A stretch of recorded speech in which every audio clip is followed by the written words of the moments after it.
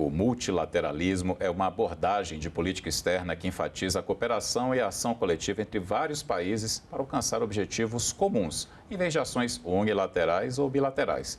Ele ganhou força depois do fim da Segunda Guerra Mundial, com o protagonismo de entidades como a ONU, Organização das Nações Unidas. A política econômica internacional de Donald Trump, presidente dos Estados Unidos, tem feito movimentos fortes contra o atual modelo de cooperação global, com tarifas impostas a diversos países, como o Brasil. Estamos vivendo o fim do mundo multilateral? Esse é o tema desta edição do Cidadania. Nosso convidado é Antônio Jorge, diretor do Instituto de Relações Internacionais e professor do curso de Relações Internacionais da Universidade de Brasília. Professor, muito obrigado por participar aqui do nosso programa. Já deixando claro que hoje a gente está gravando esse programa em agosto, então muita coisa pode mudar, né, quando esse programa for reprisado. Mas vamos falar do cenário atual. E antes da gente chegar nesse cenário atual, é importante para quem está em casa entender o que é. Vamos explicar de maneira simples o que é o multilateralismo e em que cenário ele ganhou tanta força. Bom, isso é uma grande alegria poder participar, compartilhar aqui opiniões sobre o atual cenário que está muito caótico, né? Tradicionalmente a gente dizia que quando queria desejar felicidade a alguém que essa pessoa devia viver em tempos interessantes, né? Os tempos nunca foram tão interessantes do ponto de vista das relações internacionais e tão perigosos também. O que aconteceu nos últimos 80 anos, grosso modo, foi uma relativa novidade. Os Estados Unidos e os países aliados venceram a Segunda Guerra Mundial. E ao invés de construírem um arranjo que impusesse a sua vontade, sem freios, para os países que perderam, eles criaram um arranjo de regras liberais, regras que tendem a promover o comércio, a integração entre economias e sociedades e criam um grande espaço e muitas oportunidades para o desenvolvimento e para aumentar o bem-estar, não só dos países que venceram a guerra, mas do mundo inteiro. Isso aconteceu. Esse sistema, para lhe dar um dado apenas, em 1950, a humanidade tinha 2,5 bilhões de habitantes. Hoje são 8,4 bilhões de habitantes. Em 1950, você tinha perto de 60% da humanidade vivendo abaixo da linha de pobreza. Hoje você tem perto de 10% da humanidade vivendo abaixo da linha de pobreza. Então foi um sistema que funcionou muito bem porque ele transformou o que poderiam ser disputas em aquilo que tecnicamente a gente chama de um jogo de soma positivo. Eu melhoro, eu faço mais daquilo que eu sei fazer bem, você faz mais do que você sabe fazer bem, o resultado é maior para todo mundo e por causa do comércio, que precisa de regras estáveis, todos nós ganhamos. Então há uma inclusão. Só a China, nos últimos 30 anos, tirou quase 700 milhões de pessoas da pobreza. A Índia tirou outros tantos milhões, o Brasil tirou outros tantos milhões, bom, não tanto quanto China e Índia, mas tirou muita gente da pobreza. Porque você tinha esse mundo multilateral em que havia um arranjo de regras previsíveis. Então, se eu sou um empresário e quero fazer um investimento pensando nos próximos 20, 30 anos, eu preciso ter a expectativa de estabilidade de regras. Professor, o senhor está mostrando um cenário, pegando aí exatamente cada país oferecendo o melhor possível, todo mundo trabalhando junto e sendo positivo para todo mundo. Por que algumas lideranças da extrema-direita mundial, em especial o presidente dos Estados Unidos, Donald Trump, têm tanta resistência ao multilateralismo? O que é que ele vê de positivo em lutar contra isso? Isso é o que surpreende muita gente, porque os Estados Unidos foram um país que mais se beneficiou desse sistema de regras. O mundo inteiro cresceu, mas esse é um sistema também que produz a concentração de renda. A diferença, todo mundo fica mais rico, todo mundo tem mais bem-estar, mas a diferença entre ricos e pobres aumenta. E isso gera certa revolta, certa desconfiança. Há um segundo elemento. Nesse processo, e por causa dessa estabilidade, houve muita inovação. Nós saímos daquilo que lá em 1950 era uma economia puramente industrial e hoje nós estamos numa economia da informação. Isso quer dizer que alguns setores que antes existiam de forma ampla, empregavam muita gente e etc., já não existem. Eles se transformaram, eles se deslocaram geograficamente. Então isso gerou uma parcela da população, por exemplo, nos Estados Unidos, que antes tinha empregos industriais, perdeu os seus empregos, não para os chineses apenas, mas sobretudo para a evolução tecnológica. Para essa nova economia que você descreveu aqui. Para essa nova economia. Então, o que acontece? Isso gerou revolta e essas pessoas foram ficando no meio do caminho. Os Estados Unidos, ao invés de investirem na requalificação daquelas pessoas que perderam o emprego, porque isso, desde que o sistema capitalista funciona, é assim. Há aquilo que um autor chamado Schumpeter caracterizava como uma destruição criadora. O que significa isso? Os teares mecânicos já não existem, porque eles foram substituídos por outras máquinas muito mais sofisticadas. Quem sabia trabalhar lá naqueles teares mecânicos perdeu o emprego. O que essas pessoas vão fazer? Elas precisam ser educadas para se inserir num novo setor da economia. E a história tem mostrado que há uma certa destruição de tecnologias obsoletas que são substituídas por outras tecnologias e que ampliam, na verdade, a possibilidade de consumo das pessoas e de criação dos seres humanos. Acabam as vagas antigas, como o senhor falou, obsoletas, professor, mas vão surgindo outras oportunidades. Mas se você não fecha os olhos para essas novas oportunidades e olha apenas para as portas que se fecharam, você se revolta. E, em certo sentido, as elites americanas não perceberam que uma parcela de sua sociedade estava ficando para trás. Trump percebeu. E aí disse, olha, a culpa não é sua, a culpa é dos chineses que estão trapaceando, a culpa é dos latinos que entram aqui, a culpa é de... E aí ele fez um apelo populista, dizendo, eu vou colocar tarifas, porque com essas tarifas eu aumento a arrecadação, que é outro problema que os Estados Unidos têm, e vou punir aqueles que criaram essa infelicidade na parcela da minha população. Não é verdade isso, mas isso rendeu dividendos eleitorais para ele. Então, ele, de um lado, ele tem realmente uma visão obsoleta do mundo, ele pensa o mundo de forma mercantilista, isso quer dizer o quê? Que tudo aquilo que você ganha foi tirado de mim, foi tirado dos outros, então eu vou querer ganhar de você. Quando o arranjo que foi construído não é do tipo toma lá da cá, não é do tipo jogo de soma zero, é do tipo jogo de soma variável positiva. É bem mais complexo. É mais complexo, mas é mais positivo no sentido de que cria mais riqueza e mais oportunidades para todos. Mas isso acontece no médio e longo prazo. E no meio do caminho, algumas pessoas vão ficando para trás. Então, cabe ao Estado que olhar para essas pessoas, amparar essas pessoas que foram ficando para trás, requalificar essas pessoas, orientar a economia no sentido das tecnologias mais modernas e amparar, portanto, esses desequilíbrios que vão acontecer, redistribuindo renda de alguma maneira. Mas isso é mais difícil fazer, você precisa explicar para as pessoas, você precisa construir consenso. É muito mais fácil oferecer uma solução simples e falsa para um problema complexo do que enfrentar esse problema e dizer, vamos trabalhar juntos nessa direção.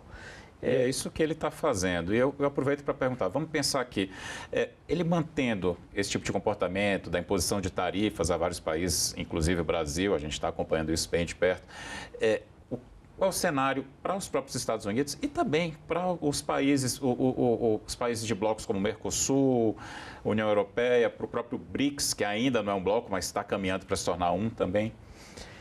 Olha, para os Estados Unidos é uma política completamente burra, se quiser, perdão do termo, mas ela é desinteligente, ela desserve aos interesses dos Estados Unidos. Eles estão se auto-infligindo punições desnecessárias. O que eles estão fazendo é muito grave e as consequências agora já começam a aparecer. Porque o que aconteceu nesse período de ampliação da globalização, quando essas trocas se intensificaram? As economias se tornaram interdependentes. Isso quer dizer que a minha fábrica depende de componentes que são produzidos no seu país. Se você coloca uma tarifa sobre os componentes se eu coloco uma tarifa sobre os componentes que são produzidos no seu país, eu estou penalizando a minha fábrica. Isso significa que eu não vou conseguir produzir aqueles bens que necessitam desses insumos. Ora, essa fábrica vai fechar. Eu posso conseguir arrecadar um pouco mais de dinheiro no curto prazo, mas como todo mundo ali já está trabalhando com margens de lucro muito apertadas, muito pequenas, vai cair a demanda pela importação de produtos. Se cai a demanda, vai cair também a arrecadação num segundo momento. Então, ele consegue aumentar a arrecadação no curto prazo, para ele agora é bonito dizer, olha, consegui aumentar a arrecadação, isso é bonito, etc. Mas daqui a 2, 3 meses eu vou ter menos produtos, Menos oferta, portanto, mais inflação, menos bem-estar para a minha população e vou ter uma relação mais distante do resto do mundo. Então, o que eles estão fazendo agora são duas questões muito graves. A primeira é desmontando um arranjo produtivo que é interdependente, por meio da imposição de tarifas. E a segunda é mais grave ainda, que é rompendo a confiança. Esse sistema, para funcionar, precisa que as pessoas tenham a expectativa de uma certa estabilidade de regras. Quem é que vai investir num país em que, se o presidente acordar de mau humor, ele decide colocar 30%, 40%, 50% de tarifas? Ou se ele receber um insumo de um financiador de campanha ou de uma pessoa que ele admira em outro país, resolve mudar da noite para o dia um investimento. Isso significa o quê? Que as pessoas não vão fazer um investimento. E não fazendo um investimento, não tem a geração de emprego, não tem o pagamento de impostos, ele reduz a possibilidade de desenvolvimento da própria economia. Então, é lamentável, na verdade, o que está acontecendo nos Estados Unidos. Não há um economista sensato que não diga que eles vão pagar um preço muito alto por isso daqui para frente. Eles estão, na verdade, afastando de si os antigos aliados, que sofrem, que passam a ter um incentivo para aumentar a cooperação entre si e com outros países. Então, o que acontece com o Mercosul, o que acontece com a União Europeia, o que acontece com o Brasil, por exemplo, e Índia, Brasil, e se quiser pensar nos países do BRICS, Brasil e China, ora, esses países vão dizer, nós dois estamos, ou nós três, ou nós quatro estamos sofrendo aqui um assédio indevido, inesperado, inconveniente. Vamos nos reorganizar. Vamos nos reorganizar para depender menos desse país grande que só faz bullying, que só nos agride. E, inclusive, sem o menor sentido, sem a menor causa, sem causa para isso. É o caso do Brasil, que foi acusado de ter superávit, quando, na verdade, tem déficit. Quer dizer, não encontra amparo na realidade. Então, isso desencoraja as pessoas a fazerem negócios com os Estados Unidos e é o que elas vão fazer. Elas vão começar a distribuir os ovos em várias cestas, vamos reduzir o risco. Hoje, os Estados Unidos são percebidos como um país arriscado para se fazer investimento. De novo, se eu sou um empresário, vou fazer uma fábrica, eu levo 2 anos para colocar uma fábrica para funcionar. Como é que eu vou investir num país cujas regras eu não sei como vão estar daqui a uma semana, que dirá daqui a 2 anos? Todo aquele problema que a gente costumava ter no passado aqui no Brasil, de insegurança jurídica, de mudança das regras, e que a gente está conseguindo pouco a pouco resolver, demorou muito, mas nós temos aí uma reforma tributária que vai melhorar muito a economia brasileira daqui a alguns anos. Vai ser implementada gradualmente para que as pessoas tenham tempo de se organizar. Pois bem, os Estados Unidos tinham isso e estão jogando ao mar, porque tem um presidente que acha que é todo-poderoso e que faz o que quer e as pessoas têm que aceitar aquilo que vem à mente dele. No começo da entrevista, professor, você falou do cenário pós-Segunda Guerra, da criação de órgãos importantes para o multilateralismo, como a ONU, a Organização das Nações Unidas, a OMC, a Organização Mundial do Comércio.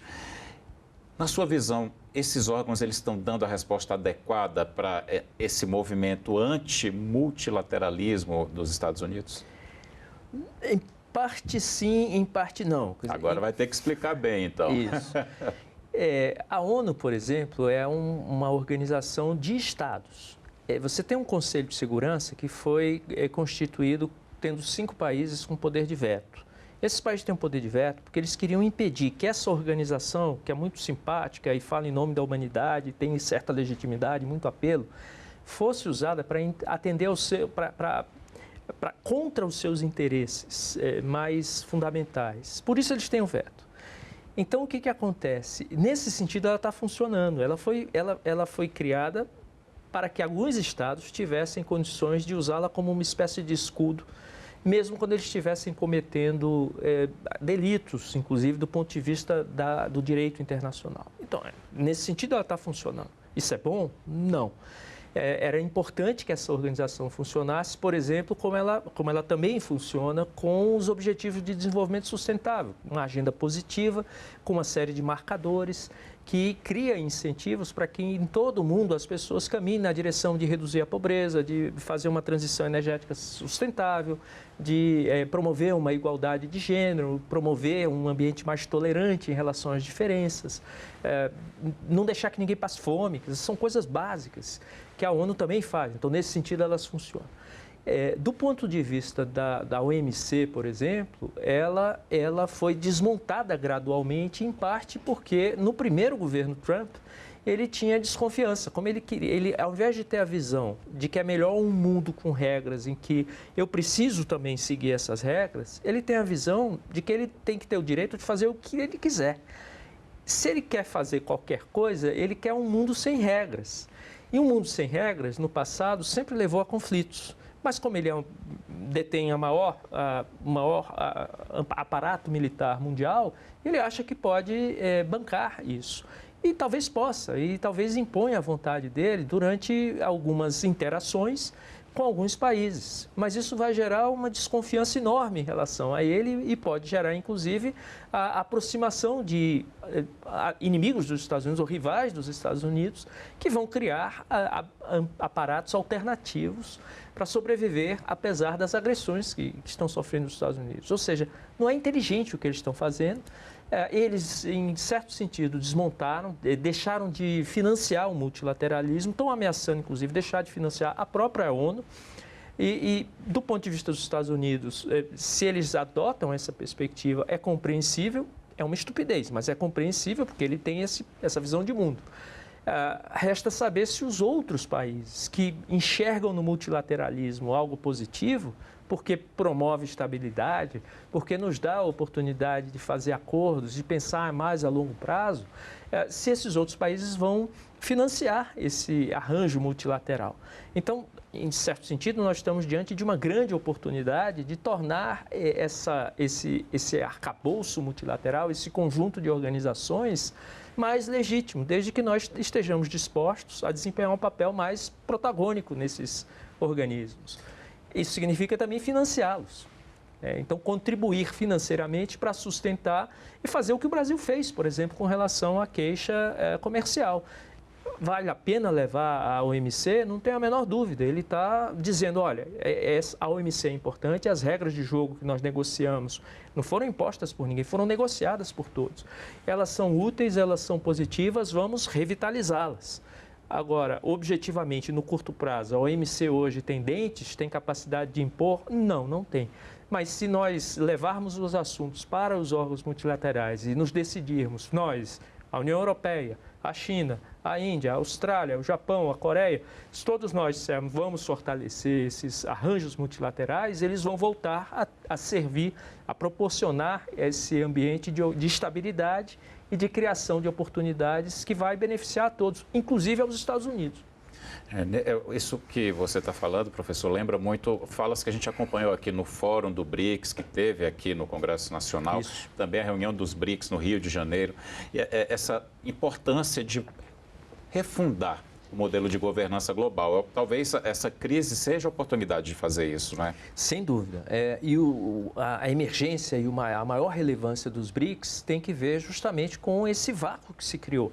Antes, esses assuntos eram discutidos nas organizações tradicionais. Como esse espaço já não existe, ou ele é utilizado pelos países, por Rússia, por China, por Estados Unidos principalmente, para vetar certas discussões, a comunidade internacional começou a ter a necessidade de levar esses assuntos para outros fóruns. O G20 se consolidou por isso, o BRICS, que é um espaço de diálogo, ele não é um bloco, ele não quer ser um bloco, mas ele é um espaço de interlocução privilegiada, onde os países podem dizer, olha, meus interesses são esses, quais são os seus? São aqueles?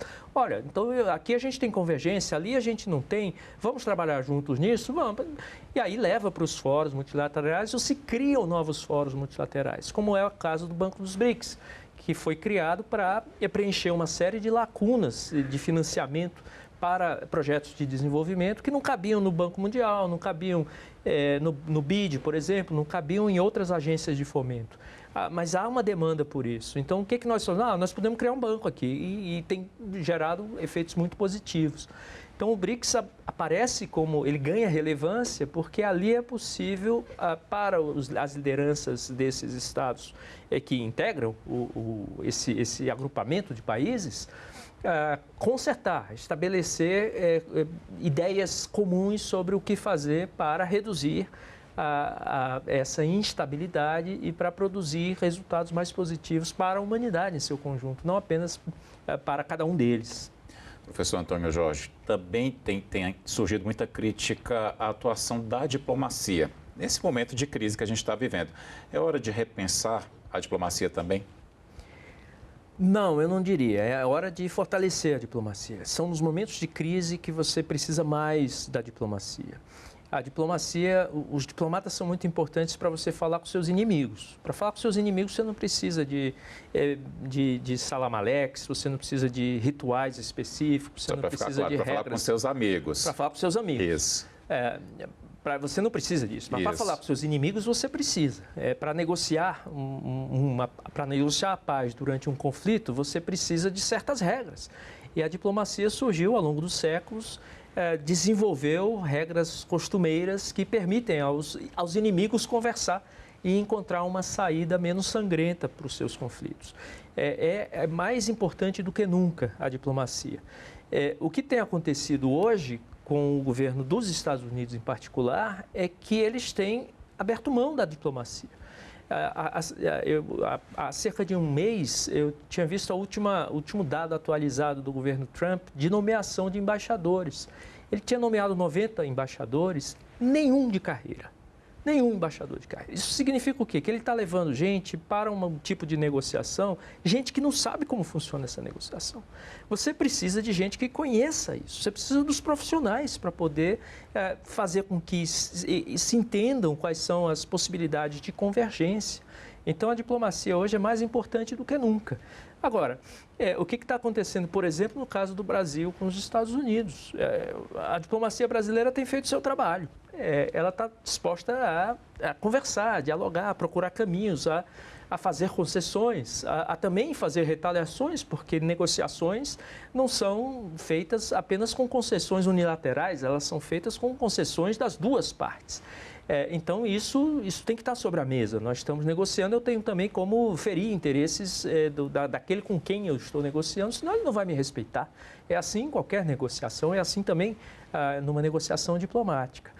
O que acontece é que, porque o governo Trump não tem valorizado a sua própria diplomacia, tem faltado espaço de interlocução. Ele quer governar o mundo por redes sociais. Isso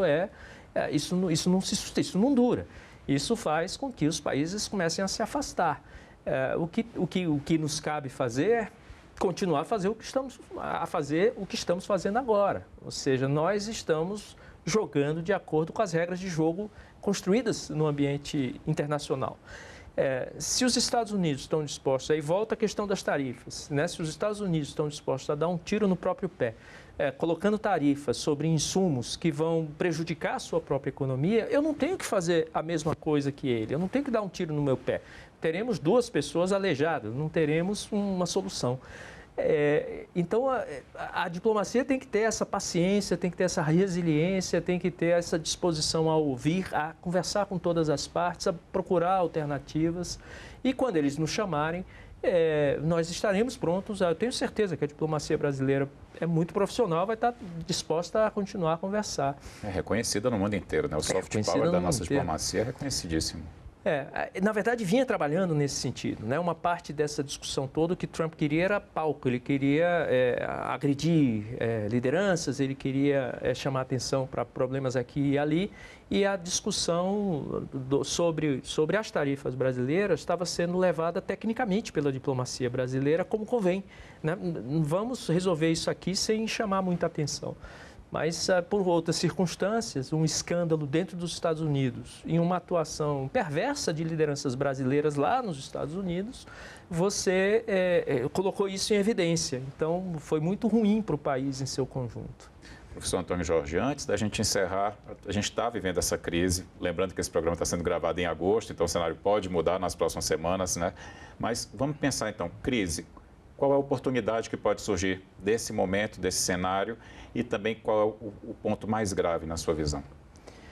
O ponto mais grave é que vários desses conflitos que nós estamos observando quase que todos os dias, podem escalar de uma maneira incontrolável. Alguns, por exemplo, há pouco tempo os Estados Unidos se juntaram a Israel e bombardearam as instalações nucleares do Irã. Aquilo poderia levar a uma resposta do Irã e de aliados do Irã muito negativa, que poderia escalar no sentido de uma guerra regional que se espalharia para o resto do mundo. A parte de oportunidade é maior ainda, e aí requer uma visão de longo prazo, requer paciência, requer resiliência. É preciso reconstruir o multilateralismo a partir do que existe, é preciso, eu não diria refundar, mas fortalecer essas regras de jogo, mostrar que é possível sair dessas crises pela negociação. E criando oportunidades para todos. Uma terceira questão é o desenvolvimento com inclusão dessas pessoas que foram ficando pelo caminho. Não só por uma questão ética e por uma questão de humanidade, de respeito, de dignidade que as pessoas merecem por serem seres humanos, mas porque o próprio sistema precisará de mais consumidores. Então, para manter essa máquina funcionando, eu preciso incluir mais gente. E essa inclusão precisa ser negociada com os principais atores políticos e econômicos, apontando para o futuro um caminho que e as oportunidades aí estão. Há uma necessidade de investimento nesse setor. Maravilha, professor. Muito obrigado pela entrevista. Sempre às ordens. E esse programa está disponível para você rever e compartilhar no nosso site, senado.leg.br/TV e também no canal da TV Senado no YouTube. Mais uma vez, obrigado pela atenção e até o próximo Cidadania.